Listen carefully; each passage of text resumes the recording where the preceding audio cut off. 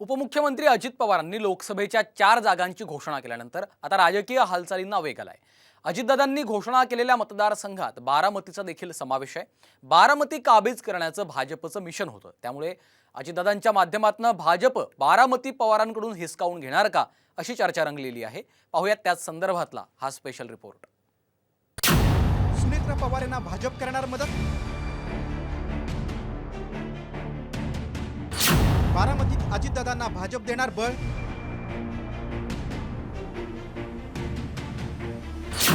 बारामतीत नणन भाऊजे सामना रंगणार।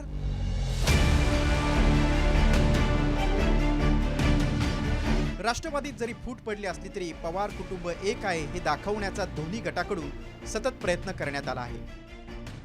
मग अजित पवारांच्या वडिलांच्या नावानं उभी असलेल्या शाळेचा कार्यक्रम असो, बारामतीतील विविध कार्यक्रम असो किंवा दिवाळीचं निमित्त असो, पवार कुटुंब एकत्र दिसलं।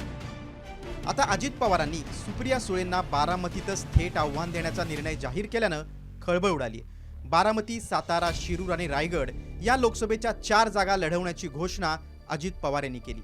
आपल्याला तर आपल्याकडे असणाऱ्या आता 4 जागा बारामती, शिरूर, सातारा आणि रायगड ह्या तर आपण लढवणारच आहोत, परंतु त्याच्याच बरोबर इतर पण काही जागा ज्या उभाठा म्हणजे उद्धव बाळासाहेब ठाकरे यांच्या शिवसेनेकडे आहेत, त्याच्यात पण राष्ट्रवादी काँग्रेस पक्षाची ताकद जिथं असेल तिथं भाजप आणि शिंदे साहेबांशी चर्चा करून आपल्याला सीटांचा वाटप त्या ठिकाणी करायचंय।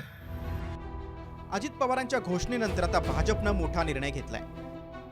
अजित पवार यांची पत्नी सुनेत्रा पवार जर बारामतीतून लोकसभेच्या रिंगणात उतरल्या तर त्यांना निवडून आणण्यासाठी भाजप मदत करणार आहे। बारामतीची जागा भाजपकडून अजित पवार गटाला सोडण्यात येईल अशी माहिती सूत्रांनी दिली। त्यामुळे जर अजित पवार गटानं सुनेत्रा पवार यांना उमेदवारी दिली तर इथं सुप्रिया सुळे विरुद्ध सुनेत्रा पवार अशी नणन भाऊजे यांच्यात लढत होईल। यावर राष्ट्रवादी आणि शिवसेना संपवण्यासाठी भाजपकडून षडयंत्र रचलं जात असल्याचा आरोप संजय राऊतांनी केलाय। तर ते खरंच लढवणार आहेत की लढवण्यासारखं दाखवणार हे बघावं लागेल असा टोला जयंत पाटलांनी लगावला। उद्धव ठाकरे हजर आहेत, शरद पवार हजर आहेत, हे दोन्ही पक्ष भारतीय जनता पक्षाला खतम करायचे आहे आणि शिंदे आणि अजित पवार यांच्या माध्यमातून त्यांना शिवसेना आणि राष्ट्रवादी काँग्रेस पक्ष हे महाराष्ट्राच्या अस्मितेसाठी काम करणारे जे पक्ष आहेत त्यांना पूर्णपणे नेस्तनाबूत करायचे। शिवसेना आणि राष्ट्रवादी काँग्रेस खतम करण्यासाठी ही BJPने आखलेलं एक षडयंत्र आहे आणि त्याचाही भाग आहे। त्यांचा वेगळा पक्ष झालेला आहे, त्यांना काही उमेदवार लढवावे लागतील, ते काही मतदारसंघात लढवतील। ते आता ते खरंच लढवणार आहेत का लढवल्यासारखं दाखवणार आहेत हे बघायचं। बारामती लोकसभा मतदारसंघात दौंड, इंदापूर, बारामती, पुरंदर, भोर, खडकवासला हे 6 विधानसभा मतदारसंघ येतात। दौंडमध्ये भाजपचे राहुल कुल, खडकवासल्यामध्ये भाजपचे भीमराव तापकीर, इंदापूरमध्ये राष्ट्रवादीचे दत्तात्रय भरणे, बारामतीत राष्ट्रवादीचे अजित पवार, पुरंदरमध्ये काँग्रेसचे संजय जगताप, भोरमध्ये काँग्रेसचे संग्राम थोपटे आमदार आहेत।